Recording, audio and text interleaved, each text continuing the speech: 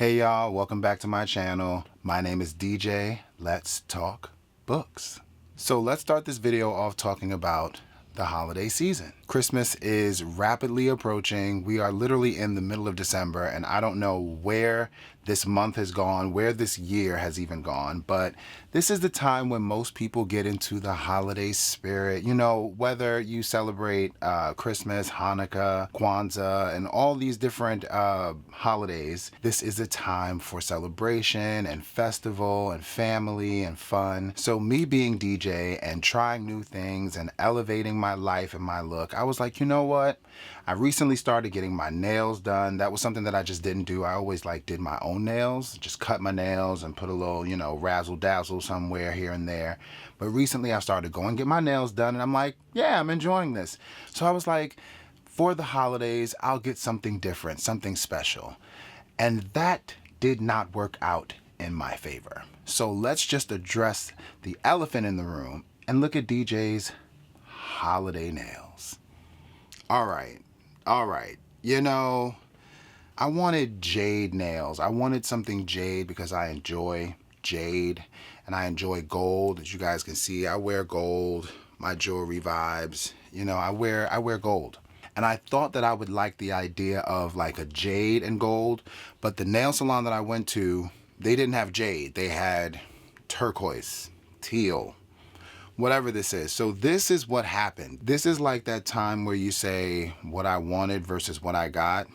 This is what I got, and it's not what I wanted. But this is where we are, and I figured I would address this now since I'm going to be talking about books. I talked my hands, and yeah, y'all are going to have to get used to this just like I am going to have to get used to this for the next 2 weeks. And believe me, if they don't work out for me for the next 2 weeks because they're just too distracting and I can't do this, believe me, I will just make the sacrifice and get them done again, because this is dramatic. And I mean, I'm a dramatic person, but wow. Okay, so now that my nail rant is done, we can move on to the books. So in my last video, I was talking about a book that I was currently reading called Gingerbread. Gingerbread is like the first book that I have considered DNFing this entire year. I think I'm just gonna go ahead and just let it go.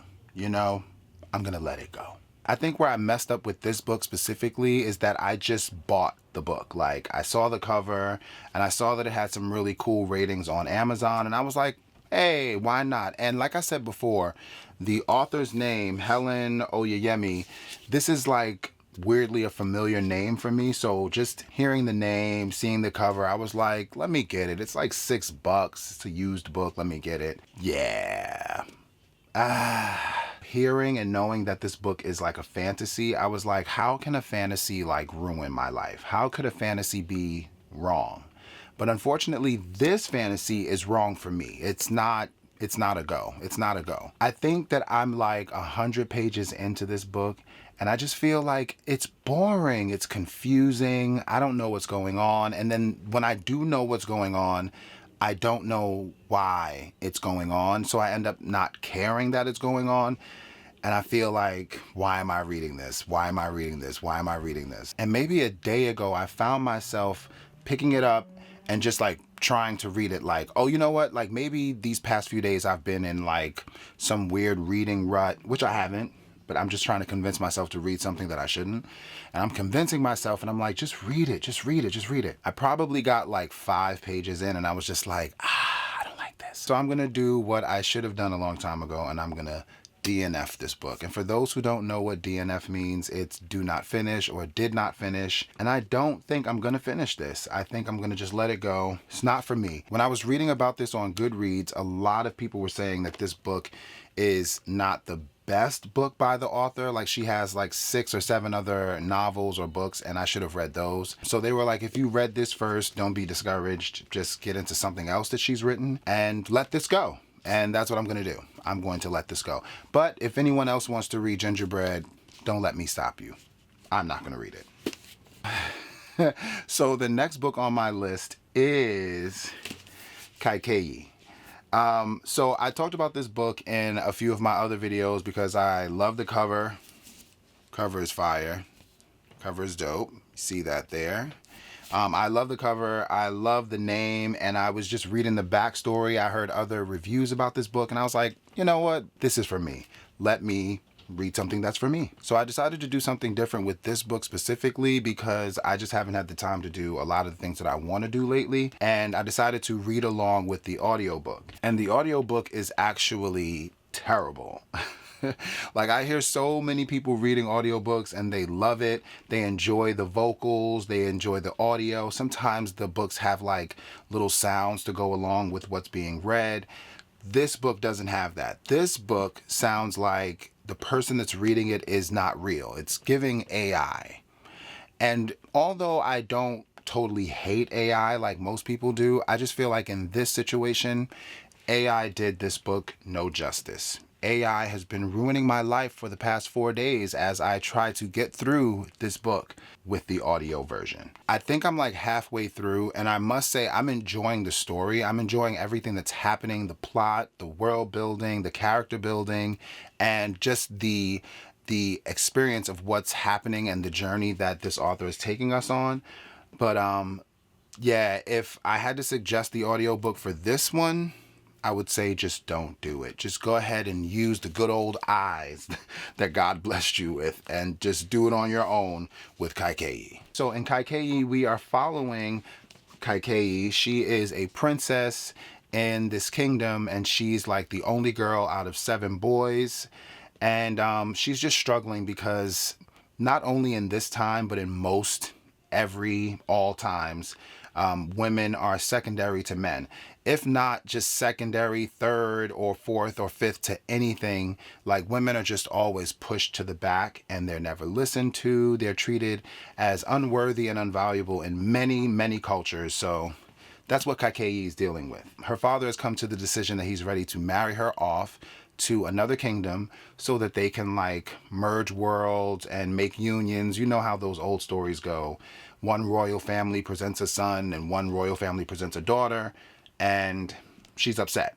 She's upset that she has to do this. She wants to marry somebody that she knows or that she loves. She wants it to be her choice. And unfortunately, that's not what she gets out of the situation. So she has to marry this guy, and that's unfortunate for Kaikeyi. Before she marries him, though, her mother is like weirdly like excommunicated from the kingdom. Her mother is like sent away. She's exiled.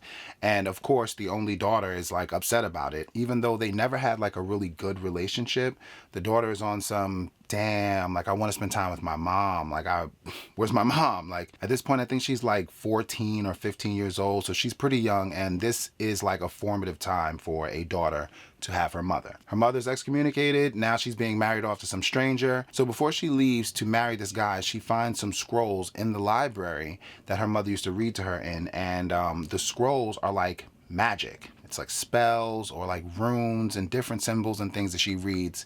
And it unlocks this power in her where she's able to enter this realm of like emotional connection, and she can see her connection or her like emotional threads connected to other people. And she can use this thread to like influence people to do what she wants. So if she's like, hey, don't you want to like bake me a cake? And the person's all like, no. And she can like enter this realm and like use their emotional connection to suggest, yeah, you do. You want to make me this cake. And then the person ends up making the cake. Clearly, I want some cake. But yeah, so Kaikeyi is like experiencing this like new magic that she has. She moves to the kingdom and finds out this guy she's marrying is not so bad. And she's just enjoying life. Things happen. I'm much further than that. I don't want to spoil it, and I don't want to get into too much detail because I haven't finished on my own yet. But things happen where she finds out that she's like God touched, so she actually is a god or kind of like a god, and the gods are like working against her. They don't want her to prevail.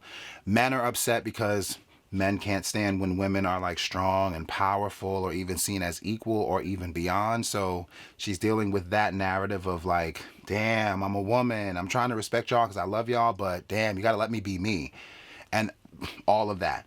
And then, you know, she has kids and it's a lot. So once I'm done with this book, I will do a full review because it's kind of approaching like a 5-star situation. It's just that audiobook gotta go. Like, I think I just can't do the audiobook for this one. I think I'm just gonna like give it a read with the good old eyes. But yeah, Kaikei, I'm enjoying it, and I would suggest this for anybody that is into fantasy. And it's a new like vibe for me because I've never read any like Indian or like Hindu or any of that like South Asian mythology or fantasy. So this is new to me. Love it. Enjoy it. Okay, so those are my current reads or my past reads that are getting up out of here soon. So now let's talk about the books that I plan on reading soon that I really, I'm convincing myself that these really are on my TBR and these are the next books that I will read because I've just been looking at these books for so long. So the first book on this list is New York, My Village. This book is by Akpan. So I really enjoy this cover as well. Like, I think this is fire. I mean, visual arts is always like gonna appeal to me because I just love visual arts. And I think that this book is fire. Just the colors, the idea of like putting New York on the cover, but it's in a book. It's fire. Okay, so this book follows someone by the name of Ekon, and he's Nigerian. He's recently moved to New York, or he's lived in New York for a short while. He is an editor and a writer. So he's living in this apartment in New York, a weirdly cheap apartment in New York, because we all know New York is the last place you want to move to if you're looking for a cheap apartment. And he finds out that he's actually subletting the apartment illegally, and it's infested with bed bugs. He's trying to get his career on track, but New York is New Yorking, so he's dealing with people being rude. He's dealing with like shisty and shady agents. He's dealing with a landlord that hates him, and all of the uncomfortableness that comes with living in a big city, especially New York. I'm from New York. New York is crazy. If you're not from a place like this, you don't realize how easy it is for you to get scammed, robbed, or just like be in a situation that will like keep you stuck for 2 hours because the train stopped working or there was an accident, someone special is in town. Foolishness. So back in Nigeria, Ekon is apparently a part of a minority that is a part of another minority that is dealing with the majority, stepping all over them and like annihilating them, which is like the ongoing story of most places in the world where minorities or people who are different have to deal with the struggle of the people who are the same, who are the biggest majority of the place, just kind of like treating them like trash. So they end up moving somewhere else where they feel like life will be better for them. And he moved to New York. New York is probably not the best place to move if you're looking for like financial stability, or I mean, maybe education, maybe, but like in today's age, you can learn pretty much anything on the internet. Everyone has like an online course, and thank God for that, because who can afford New York? But then to move into a place where someone lied and now you're subletting it illegally, and it's like infested with bed bugs. I'm sure if you have bed bugs, you have roaches. So it's a struggle, and some way, somehow he ends up like connecting with the other tenants. He wins over the landlord's love, and like he just finds ways to connect with people and find peace in the city through telling stories or just through being who he is. And that's everything that I got from this synopsis. Clearly, I can tell what this story is going to be just from reading like a few paragraphs because I have spoken on this book. But yeah, so this book is definitely on my TBR. I've been looking at it for a while. Should have read it a long time ago, to be honest, but now is the time. This is on the list. Okay, so the next book on my list is The Fortune Men. This is by Nadifa Muhammad. So I saw this book in one of those little like train terminal bookstores like Hudson News. I don't know why, but I do know why. I love books, so wherever I go and I see books in a shop, I just walk in there, knowing good and well that I can't afford the books at the regular price. And those shops always sell those books at regular price. So I just walk in there just to walk in there because I never buy anything. But this particular shop was selling this book for 40% off, and you know I bought it. I have it. Here we are. So I bought this book. I thought the cover kind of like drew me in. It's fire. It's a little something going on with the guys there. I also chose this book for this video because I thought that it kind of matched my nails.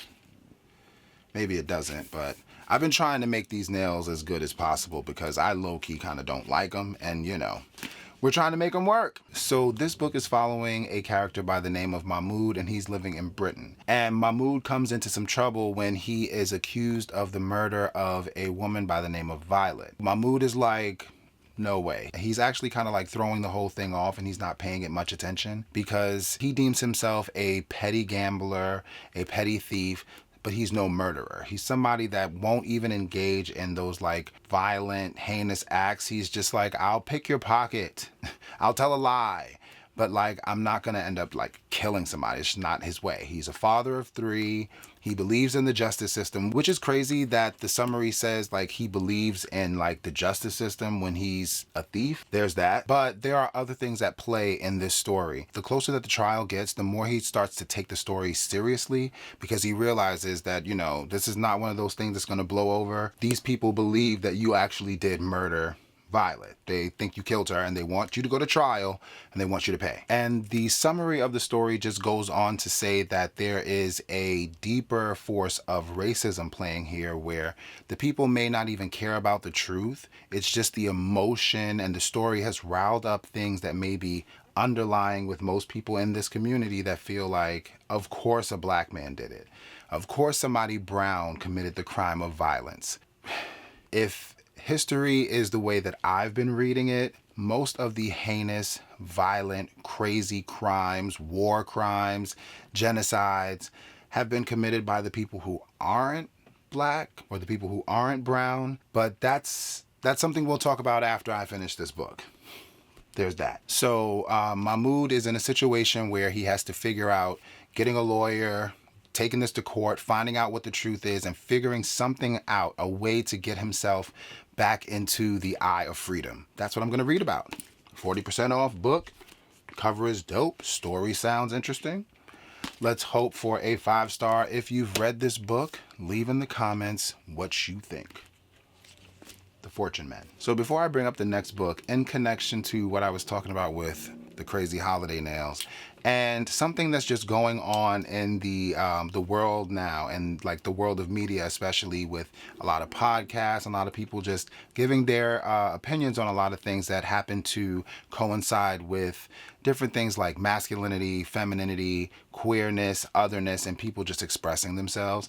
And this is kind of going in the lane of the next book that I'm going to talk about. It's so funny because I was raised in the church, and that's the reason why, you know, my entire life I never really had like piercings, or I never like wore a lot of jewelry. I never got my nails done. I never explored my deeper personality or who I wanted to be, because being a part of the church, or anyone watching this, when you are a part of the church, you have to represent yourself a certain way. That is the ultimate goal of being a Christian and most other religions. It's to walk a certain way and be a guiding light for anyone that wants to follow in the footsteps of that particular religion. So I've just been experimenting, and I feel like that's a good thing for me, because everyone should figure out who they really are. That's like the point of life. I was watching this clip on Instagram where this guy was on this podcast, and he was just like, you know, men are supposed to be masculine.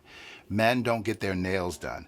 Like, men are not supposed to like take showers every day. They're not supposed to be clean, and they're not supposed to be like super concerned with their appearance, because all of that is feminine. And I think that that is like a very strange way to think about yourself, and to consider being clean a feminine thing. That's really strange. Like, you know, if you bought a car and if you considered it to be a masculine car, wouldn't your car look better if it was clean? Wouldn't you feel better about your car if it was clean? Would you buy that car if it was dirty? You know, I think about things like that all the time. I don't mind doing things like this because I'm secure with who I am, regardless of what I like or what I'm into. I just feel like you should always be able to express yourself and explore and experiment and do things, and it not question who you are at the core. And who you are shouldn't be determined based off of feminine or masculine or any of those things. It's just you being you and experiencing you. So yeah, I just wanted to bring that up as I go into the next book, which is All Boys Aren't Blue. And this book is by George M. Johnson. So this is a memoir, and this book has been banned in so many places, banned in libraries, banned in schools, banned in states. And the author is or was or currently is like dealing with like lawsuits and going to court, doing interviews and being in the spotlight. And it's not for the best reason, in my opinion, because it's not highlighting the greatness of telling a story like this, or being highlighted because a story like this or stories like this are very important for people that don't get these stories.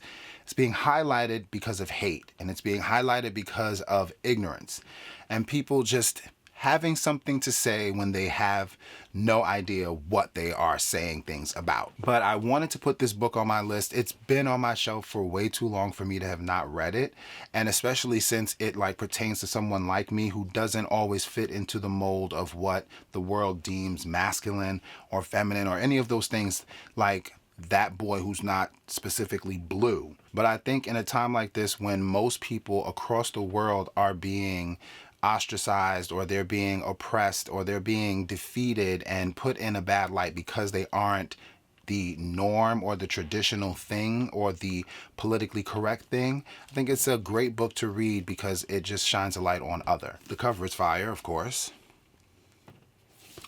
Yeah, so I can't wait to read this. I know absolutely nothing about it because it's a memoir, so I'm going to read their story and we'll see how this goes. Of course, I think this is becoming a show or a movie, or maybe I'm making that up and I'm putting it out there, but that would be amazing too.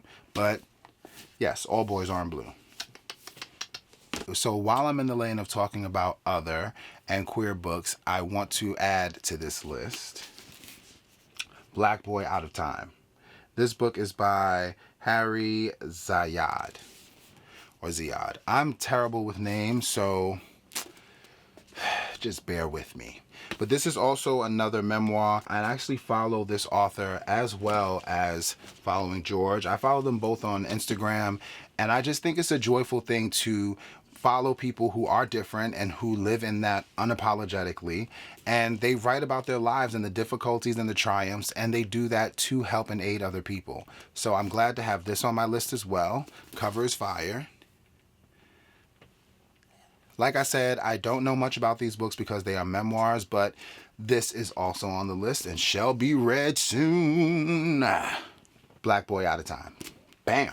The last book on my list is Dark Matter, and this is by Blake Crouch. This book is also fire. You can't really see how orange and trippy and cool it is because lights, camera, action, all of that. But I just threw this on my list because I wanted something that may have seemed a little bit of like an out-of-the-pocket read for me this month. And I know that the month is almost over, but I do plan on getting these books in and done because I'm trying to beat that Goodreads challenge. It's a struggle, life, work, things like that. We struggle to get our goals done, but we can do it.